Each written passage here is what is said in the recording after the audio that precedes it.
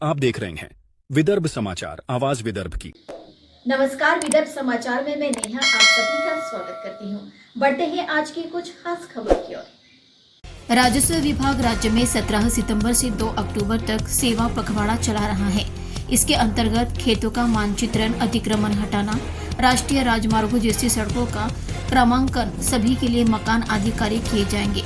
नागरिकों में राजस्व विभाग के प्रति सम्मान की भावना है, इसे टूटने न दे। जनोन्मुखी प्रशासन के लिए पूरी गंभीरता से काम करे, ऐसा राज्य के राजस्व मंत्री चंद्रशेखर बावनकुले ने व्यवस्था को निर्देश देते हुए कहा।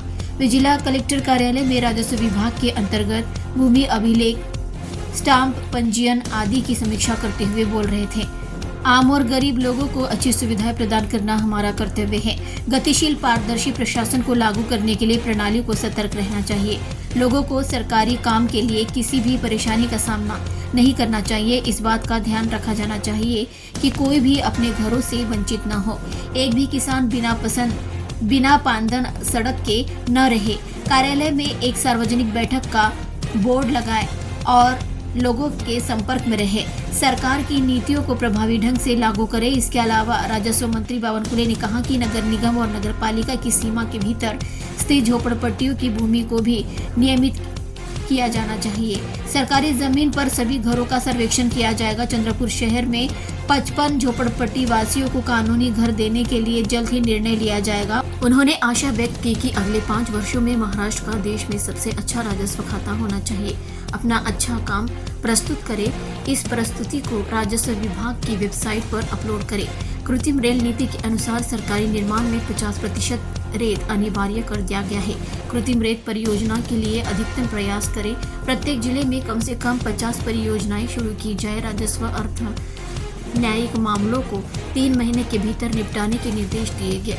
किसानों को तुरंत किसान पहचान पत्र मिलना चाहिए। विशेष सहायता योजना की सभी राशियां डीबीटी पर दी जाती है। राजस्व मंत्री चंद्रशेखर बावनकुले ने यह भी निर्देश दिए कि इस पखवाड़े में घर घर जाकर 100% डीबीटी करने की व्यवस्था घर घर तक पहुंचनी चाहिए। इस अवसर पर जिला कलेक्टर विनय गौड़ा जेसी ने विभाग का एक प्रस्तुतिकरण दिया। सांसद प्रतिभा धानोरकर ने मांग की है कि कोयला खदानों से निकलने वाले ओवरबर्डन पर रॉयल्टी माफ की जाए और चंद्रपुर जिले के विकास और किसानों के कल्याण के लिए महत्वपूर्ण पांदन सड़कों की मरम्मत के लिए इसे निःशुल्क उपलब्ध कराया जाए। आज जिला कलेक्टर कार्यालय में अपनी बैठक के दौरान उन्होंने इस संबंध में राजस्व मंत्री चंद्रशेखर बावनकुले को एक पत्र सौंपा। राजस्व मंत्री ने इस गंभीर मुद्दे का जल्द ही सकारात्मक समाधान निकालने का आश्वासन दिया। कोयला खदानों के कारण जिले में भारी मात्रा में ओवरबर्डन जमा हो गया है। इससे नदियों का प्राकृतिक प्रवाह बदल गया है और पर्यावरण को भी भारी नुकसान हो रहा है। सांसद धानोरकर ने पत्र में उल्लेख किया कि इस ओवरबर्डन का उपयोग क्षतिग्रस्त पांदन सड़कों की मरम्मत के लिए किया जा सकता है।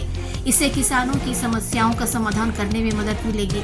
पत्र में मांग की गई कि पांदन सड़कों के निर्माण कार्य में प्रत्युक्त ओवरबर्डन पर लगने वाली सभी रॉयल्टी माफ कर दी जाए और स्थानीय प्रशासन के माध्यम से किसानों या ग्राम पंचायतों को निःशुल्क उपलब्ध कराई जाए।